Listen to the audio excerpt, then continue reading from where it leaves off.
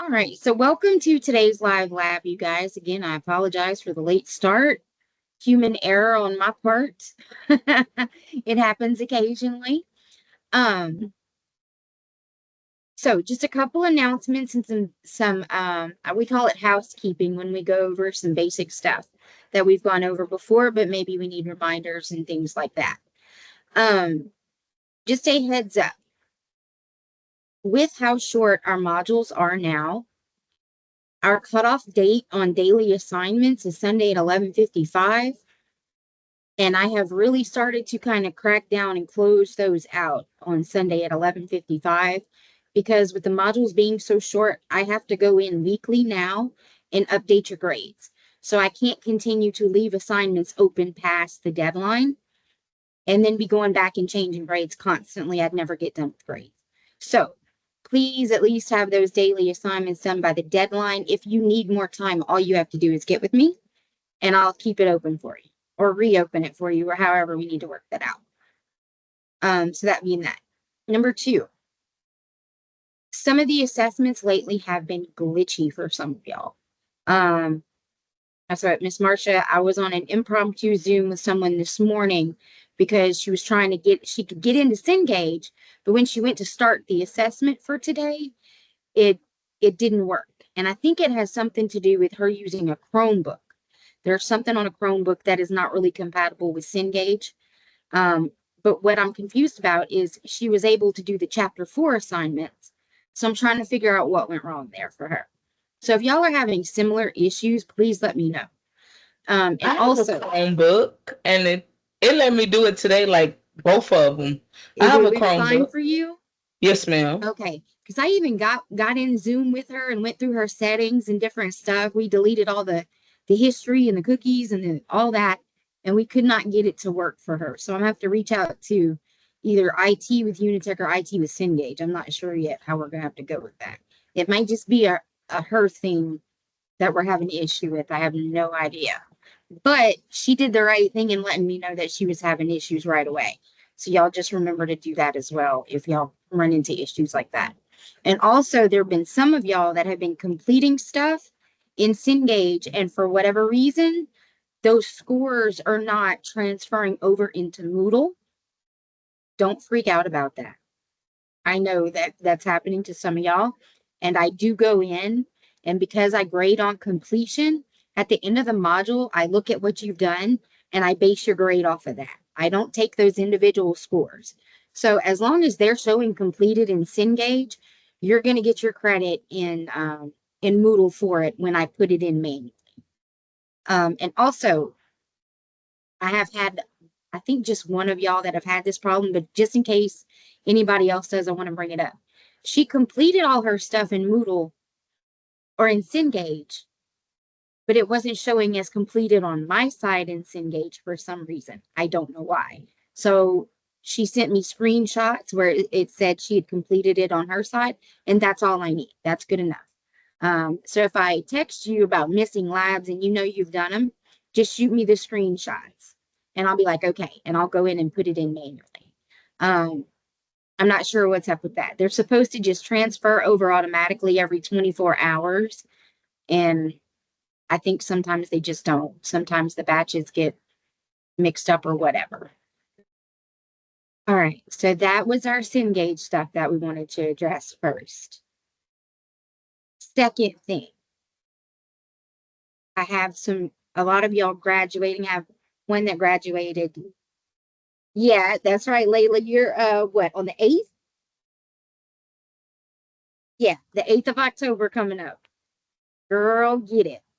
Get it. I'm happy for you. And I have, let's see, what I have one, two, three, four, five, six, seven of y'all graduating on the 8th with Layla. Y'all started together and y'all are finishing together. It's beautiful. Um, I have two that finished yesterday, and I've got three more that finish at the end of October. So a lot of y'all are about to start getting ready for y'all are getting emails about graduation. Now, here is the thing, Layla, all of y'all that graduate on the 8th, If I am not mistaken, the graduation email went out last week. I think the cutoff date is October the 15th. So I think those of y'all that graduate on 10/8 will be in this year's graduation, will be eligible to go for this year's graduation in November. It's November 7th in Lafayette. I'm pretty sure that's the correct. Did I write it down?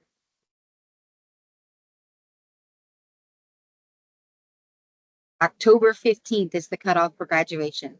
So those of y'all that graduate on 10/8, make sure you're looking out for those emails about your cap and gowns and all the information and stuff, okay? And I'm here to tell y'all it's going to be a heck of a graduation. A heck of a graduation. It is going to be awesome. We have an amazing guest speaker lined up.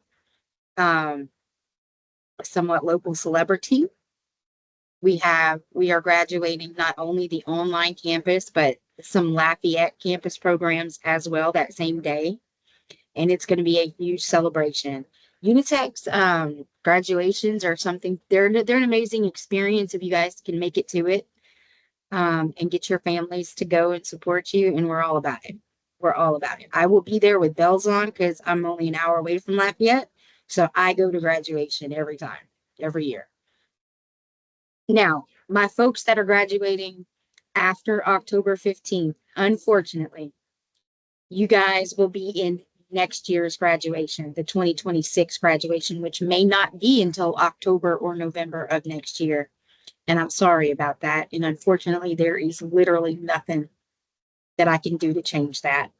That is just how they had to do the cutoff and when it's going to fall. We actually don't know when next year graduation is going to be yet. It hasn't been scheduled yet, but y'all will know at the same time as we find out at the same time. Instructors and students are the last ones to know. And usually we find out at the exact same time. Like I had a student who graduated several months ago and she was like, "Hey, I just wanted to let you know they finally sent the graduation email." And I was like, "Yeah, I got it too. But thank you for giving me the heads up." So let's talk about NCCT for those of y'all that are about to graduate. I know Layla had a question, a great one, about which prep test, because when you go and you sign up for your account, there are several to choose from. There's like three different tiers, I guess, and packages. And which one you choose is up to you. It's your personal preference. I've always recommended the cheapest one. Take it one time, find out what area you're lacking in, like the area that you do the worst in, and then go back in Moodle and study that area and get better at those questions. And that way you're more confident going into your actual exam. For those of y'all that have not scheduled your exam yet, I'll get your question in just a minute, Layla. If y'all have not scheduled it yet and you are considering taking it online, I recommend against taking it online very strongly. I recommend you go to a campus and take it in person. There's a reason why I recommend this, because when you take it online, it is a proctored exam. If you're internet and Unitech only pays for you to take this test one time. If you fail it, you got to take it the second time on your own dime. And it's like $100 and some odd every time you take it. So we don't want to fail, right? We want to have Unitech pay for that certification. So if you take it online and your internet connection fails for some reason, you automatically fail the exam if your internet connection drops. If you have to get up to go to the bathroom, you cannot, or you fail. If somebody walks behind you in the room that you're in while you're taking that test, you are failed. I mean, it's insane. It's really insane. So I do not suggest taking it online. It is entirely too risky. Go to a Unitech campus and take it there. They have a set, and also that's the other thing. You need a set of coding manuals to take this exam. Each campus has a set for you to use. I personally recommend if you can find your own set on eBay real cheap, do that and have your own. But each Unitech campus, we provided them a set for you guys to specifically use when you go take your certification exam. If you take it at home, you're not going to have access to those books unless you have your own. Okay. So that's my recommendation on where to take the test. do it at the Unitech campus. Do yourself a favor. And again, the practice exam, which one you choose is up to you. That's personal preference based on cost. I always say the cheapest one is fine because we just want you to have an idea of how they lay out that exam so you're not completely shocked the day you go in. You know what I'm saying? But we have all the study materials free for you on Moodle. Everything's downloadable, including Layla, you had asked about the NCCT review book. There's a detailed test plan. All of that's in Moodle for you to download and print out if you want. The links are right there. Under that NCCT prep tab. If you've not, those that are graduating, if you have not received your golden ticket email yet, that'll be coming soon. We actually just changed in office who is going to be sending those out. So there's been a little lag, but those should be coming to you soon for my October graduates. I know they haven't been sent out yet, but I already sent out to my people on the 8th. I already sent out your congratulations, you're almost there thing. Let's see. Anything else I needed to address about NCCT, Layla? That was it? Awesome sauce. Did I answer the question you had come up with? I did email like the about my Moodle, and they told me like I got to log in. It's just somehow my course had got deleted. Like That's weird. it deleted the whole course to where I can't see nothing anymore. It's just like a brand new Moodle that they just reset everything. That's wild. And that's on the dashboard page or the My Courses page? That's on the My Courses page. It just Does anything come deleted. up on the dashboard No, page? ma'am. Can you email me some screenshots of both of those pages for me? What you see when you log in and now it's empty? Okay. And I'll get with whoever we got to get with to get it straightened out. Okay. All right. All right, so I think that's it for announcements. I don't think we have any holidays coming up, anything like that. We are on day 10 of 15 of this module. So this module will be ending next week. Please try to have all your work done by the end of the module.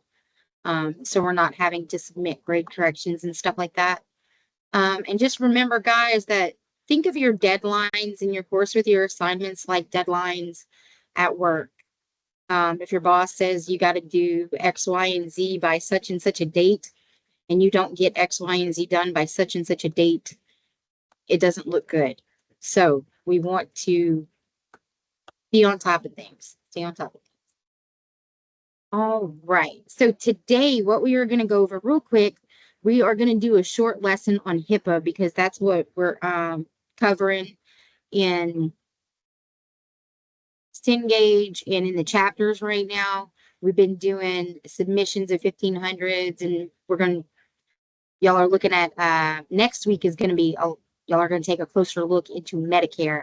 And like I said, guys, if y'all can be Medicare specialists, that's money. We're going to talk about Medicare in next week's live lab.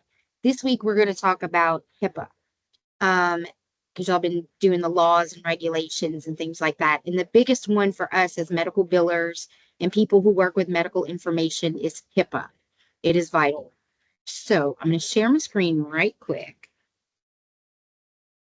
And I just have a couple, like 3 slides on HIPAA that we're going to look at. And then I'm going to take you guys to a website.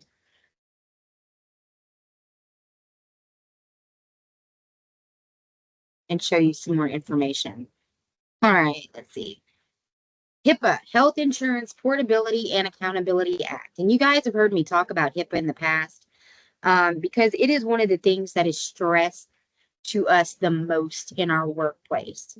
It is the one that's vital to us because of all the sensitive information that we deal with. And HIPAA was created in 1996 when computers started to really get big and everything started going electronic and electronic data and hacking got really, really prevalent, hacking people's data and stuff like this. And what industry can you think of that holds more people's private and personal information than the medical industry? We have every piece of data, their insurance companies, their employment information, their social securities numbers, their dates of birth, their relations, illnesses. So if we get hacked or scammed or phished or anything like that, and they get our patient's information, they have the more detailed information they can get on people, the better they can scam, basically. And especially poor little old folks are very susceptible to that kind of stuff.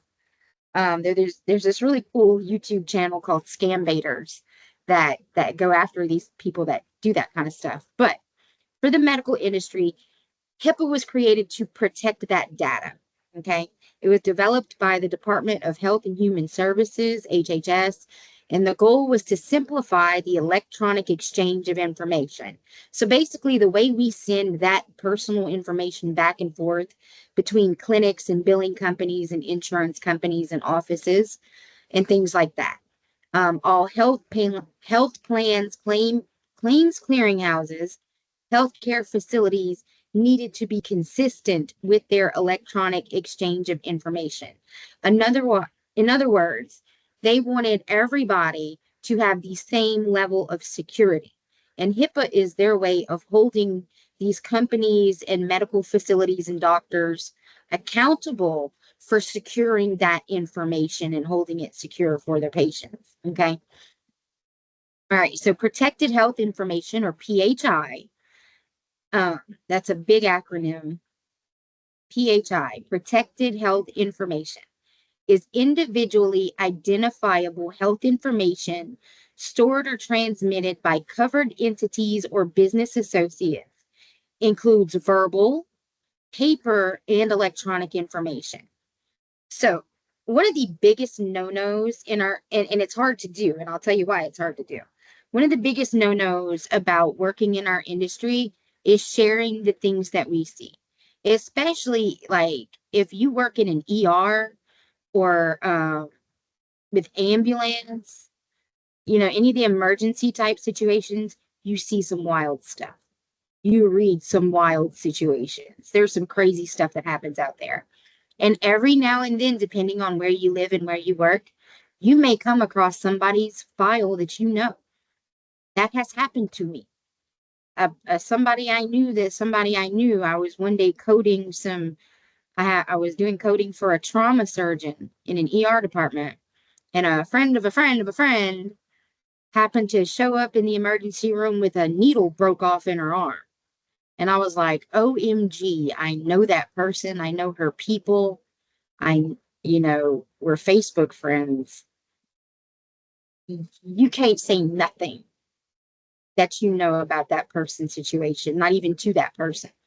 You can't divulge any of that information that you know about anybody anywhere. You don't talk about it with other coworkers. You don't discuss it in your office. Crazy stuff that happens about people, because you never know. You could be sitting let's say you work at the front desk and you're sitting there talking about Jane Doe that had just come in. Well, Betty Smith is walking through the hallway and she hears y'all talking about Jane Doe. Well, that happened to be Jane Doe's second cousin. So guess what? Now Betty Smith's either got some tea to post on Facebook, or she's gonna go tell Jane Doe that y'all were talking about her in office. You can't do it. There is no water cooler gossip about the things that we see and do in our job. You can't do it. And even if you don't mention names, like I've seen people lose their jobs, literally get fired because they posted on Facebook. Y'all wouldn't believe what we had happen in our office today. Somebody came in with this and this happened. And guess what? Somebody on their feed somewhere figured out that that was their family member and got that person fired. She never mentioned their name, but somebody figured out that they knew who she was talking about and they got her fired. So you will lose your job over water cooler gossip or talking about things that happen in the office. Don't do it. It is a HIPAA violation. Okay. All right. So in offices, depending on where you work, have different ways of securing locked doors, password protection on computers. The first office I worked in was a third-party billing office. We had 72 women in this building doing billing for like 70 different clinics and hospitals. Okay. There was nobody that got into that building without knowing a code. You could not enter our building if you didn't work there. Like, you just couldn't. All right. So that leads me to talk about another thing. In this last one, they talked about covered entities and business associates. It's important that we know what these are, okay, in relation to HIPAA. So with HIPAA, a covered entity is a healthcare provider, a health insurance company or health plan, or a clearinghouse that handles medical claims. Okay. And you'll see I have them listed here: doctors, clinics, hospitals, and then they go on pharmacies, etc., are considered healthcare providers. The health plans are your insurance companies, your HMOs, and your government programs like Medicare and Medicaid. They are all covered entities. Okay. The clearinghouse. This includes entities that process non-standard health information they receive from another entity into a standard, i.e., standard electronic format, which is like your CMS 1500 form that we send them electronically, or data content, or vice versa. And y'all know, y'all heard me talk about the clearinghouse. At the end of the day, we send all of our claims that we're filing to the clearinghouse, and the clearinghouse sends it out to the different insurance companies. So they're considered a covered entity. A business associate is different. Okay. A business associate, like that office that I worked for, say we had, like I said, nobody got into that building if you didn't work there because of HIPAA. All right. So you needed a code. So let's say that we needed a repair, like our plumbing broke or something, and we had to call a plumber or something. That's a business associate. And before they ever enter our building, they have to sign a contract stating that any information they may see by accident, which they shouldn't see because everything should be locked up tight and nothing left out on your desk after work. Your computer should be shut down. Anything on your desk should be flipped over when you leave at the end of the day. Nothing stays where it shows. So they have to sign an agreement that if they accidentally see anything, that they're going to keep it to themselves and keep it confidential. They are not allowed in the building otherwise until they sign said agreement. All right. And this is usually another company or business that your facility or doctor is doing business with. Repair people, landscapers, maintenance, janitorial staff, all of those are considered business associates. They're companies that don't deal with medical stuff, but that we have to do business with. Shred services are another big one. Every office usually has a locked bin, like a big garbage can that has a hole cut in the top of it and has a padlock on it. Once a week, a company comes by and they take that bin, because all week we're dropping paperwork in there. Because this is all private health information, all these documents that we're going through. You can't just throw them in the trash. They all have to be professionally shredded. So you don't just throw paper in the trash. You put it in the shredder at your office, okay? And once a week, a company is going to come by. They're going to empty that bin into a big truck and leave you an empty bin that you're going to fill up that next week. And it's a cycle. That shred company is a business associate. It's somebody we do business with. Okay, so that's the difference between covered entities and business associates. Your covered entities are involved in the medical industry. Your business associates are those that we do business with outside of medical. All right, so HIPAA, how big a deal is it really? Like, I'm telling y'all that y'all are going to get yearly training on this. The company that I worked for, that first company, that outsourced billing company, and almost every office that I've worked in since has a one person whose job it is their primary job to make sure that that company stays HIPAA compliant. They are the HIPAA compliance officer of that company. And their job is to train us once a year to make sure that we're not violating HIPAA. Because here's how it breaks down. I went to a website called HIPAAjournal.com. Because I used to, when our things were set up a little different, I used to, for the lab for this week, one of the labs would be for y'all to go on the internet and research 10 companies that had HIPAA violations and list what their fines were to give y'all an idea of how much money we're talking about here. So, but what I found on HIPAAjournal.com, I thought this was good. So this ranges, and the whole chart was 2008 to 2025. I blew it up so we could see the numbers a little better. So all we're seeing here is 2013 to 2025. So this is an accumulation of all the HIPAA fines that were, let's see, settlements and civil monetary penalties that people paid out in HIPAA violations for these years. What's this biggest one? $28 million. That's what the medical industry paid out in HIPAA violations just in 2018.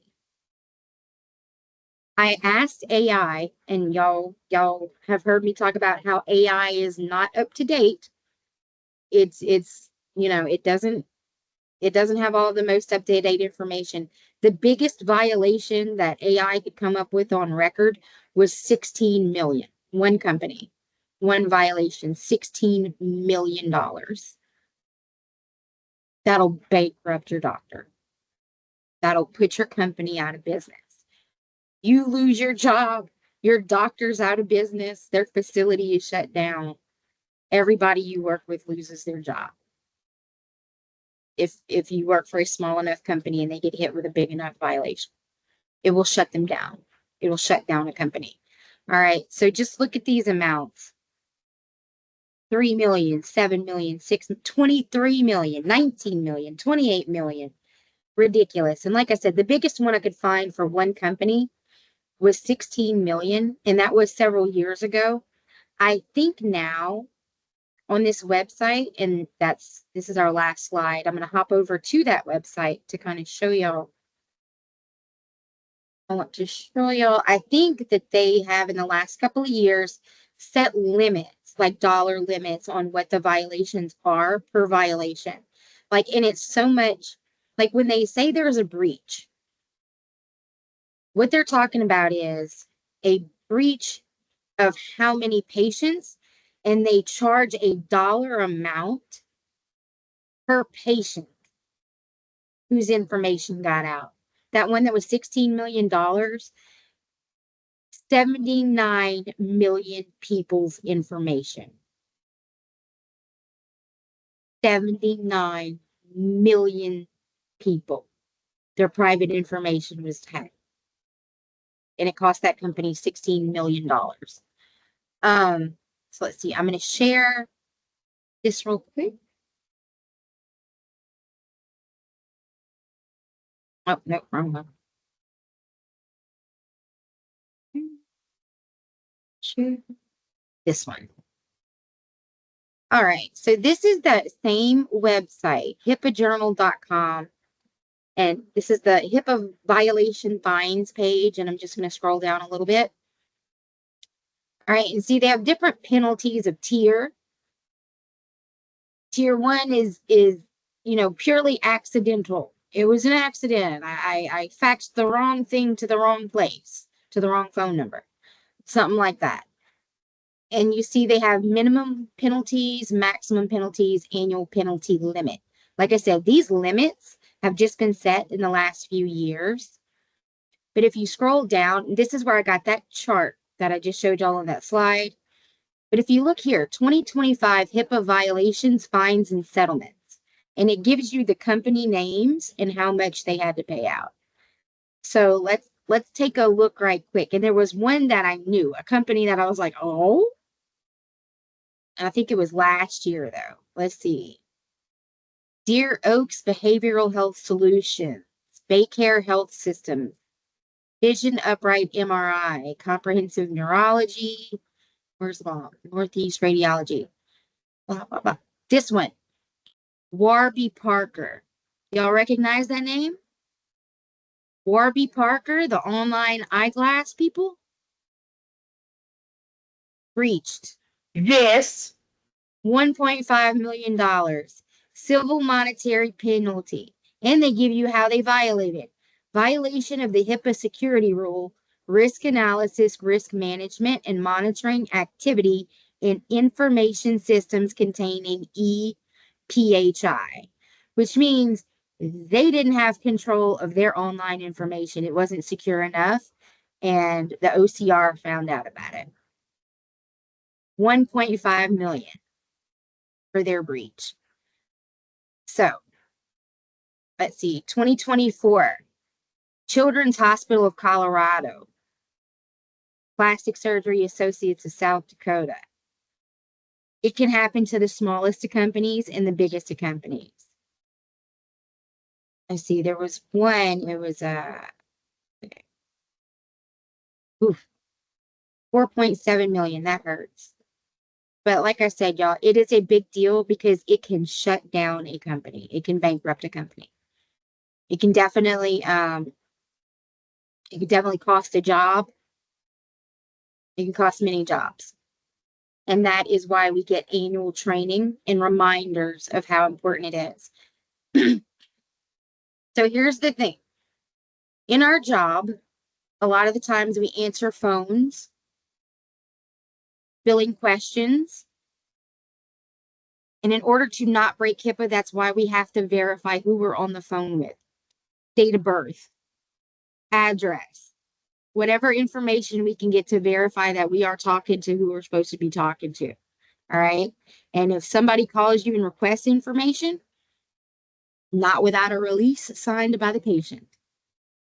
I have turned down lawyers. I've had lawyers threaten me because I wouldn't send them. I'm representing such and such in their automobile case. And I was like, well, then get your client to sign a release authorization and I'll fax you whatever you need. But until I get that, I'm not losing my job for you, sir. It's that simple. It's that simple. I'm not breaking the law and losing my job so you can have information today and skip a step. No, get the authorization form. Y'all don't send nothing nowhere without an authorization form signed by the patient. And that's a lot of the reason why an authorization form is included in the new patient paperwork packet. So we have it on file so we can send stuff when we need to. Okay. All right. But in cases like lawyers and stuff, they have to have a specific form. There is a specific form for court and lawyers, and it has to be dated. There has to be a date range on there. There are specifics that go into that. And that's all that information is available on Google if y'all want to look that up. But yeah, so there's lots of resources out there. HIPAA is very, very stinking important. So pay attention to that chapter. And again, y'all will get training on this yearly.